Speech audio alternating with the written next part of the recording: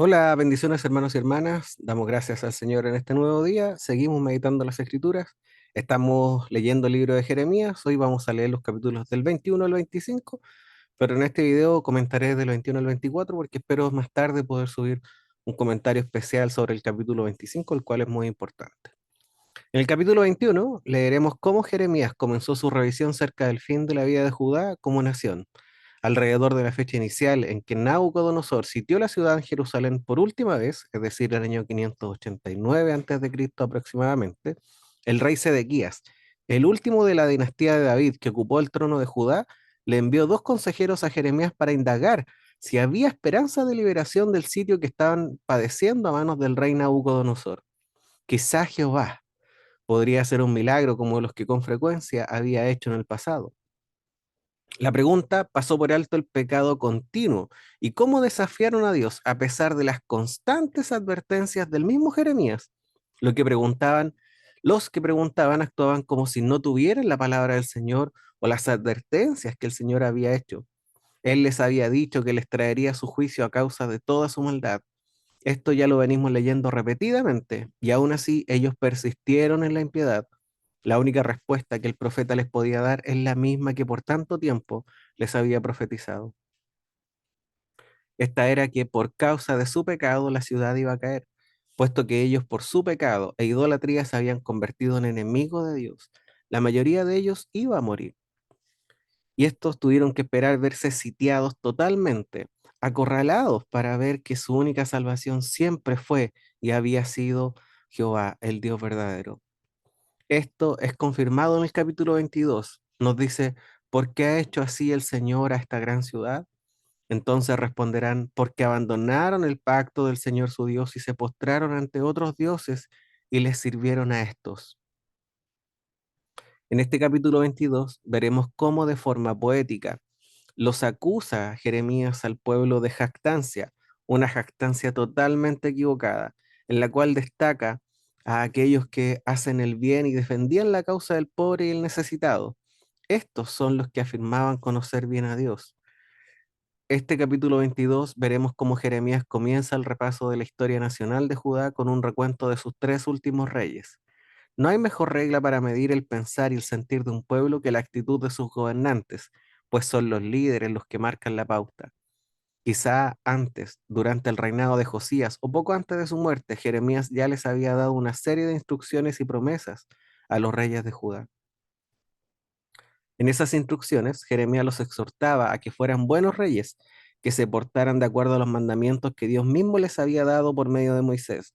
Esto nosotros lo leímos en Deuteronomio capítulo 17, versículos del 14 al 20. Según Moisés, el rey de la nación debería ser uno de ellos mismos, tanto de sangre como de espíritu. No se debía considerar superior a sus súbditos, sino un ayudante y un siervo.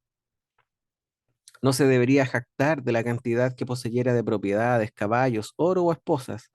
Al contrario, debería leer diaria y consistentemente la palabra de Dios para grabarla en su corazón y seguirla. Sobre todo, debería actuar como juez y protector de los más desprotegidos, de los forasteros, de los huérfanos, de las viudas y de las personas desamparadas. Si los reyes de Judá hacían todo esto, en cierto sentido las cosas menores de la ley, entonces muy seguramente guardarían también las cosas mayores del pacto relacionadas con la adoración y el amor de servir a Dios con todo el corazón y con toda el alma. Si recordamos bien, Neco o Necao, el faraón egipcio que había derrotado y matado a Josías en una batalla que tuvo lugar en el año 609 a.C., consideró que Joacás no tenía sus mismas metas ambiciosas, así que 3 meses después de que comenzó a gobernar, el faraón lo destronó, llevándolo como rehén a Egipto y poniendo al hermano de Joacás en el trono. Joacás nunca volvió a ver su palacio ni su tierra nativa de nuevo. Por lo tanto, Jeremías le pidió al pueblo que no llorara por la muerte de Josías, sino por Joacás, el ex rey que vivía ahora en el exilio. Luego, en el capítulo 23, leeremos, aquí vienen días, declara el Señor, en que levantaré a David un renuevo justo. Él reinará como rey, actuará sabiamente y practicará el derecho y la justicia en la tierra. Hay que ser claros en este punto. El único que califica para esta descripción es nuestro Señor Jesucristo, no hay otro. También destaca los falsos profetas de aquel tiempo en Samaria como en Jerusalén. En Samaria profetizaban el nombre de Baal y extraviaban al pueblo de Israel.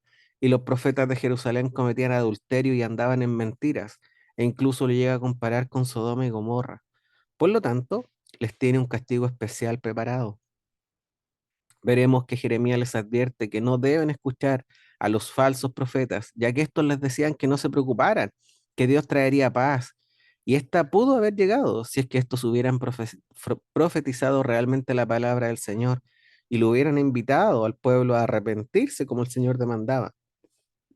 Hoy día también tenemos algunos que tratan de justificar el pecado de muchas maneras a través de un falso amor, cometiendo el mismo error que estos profetas, dando una falsa tranquilidad y una falsa esperanza, en vez de llamar al único camino que nos lleva a la paz verdadera, el camino del arrepentimiento y volverse a Dios para que éste nos haga nacer de nuevo por medio de su Santo Espíritu. En este capítulo nos recuerda también que no nos podemos esconder de Dios, ya que Él llena toda la tierra.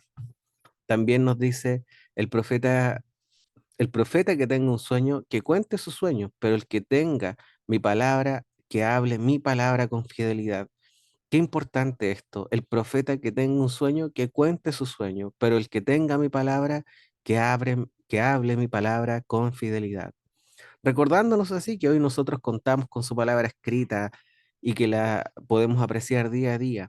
Eso es lo que nosotros debemos comunicar, es lo que nosotros debemos considerar en nuestro caminar.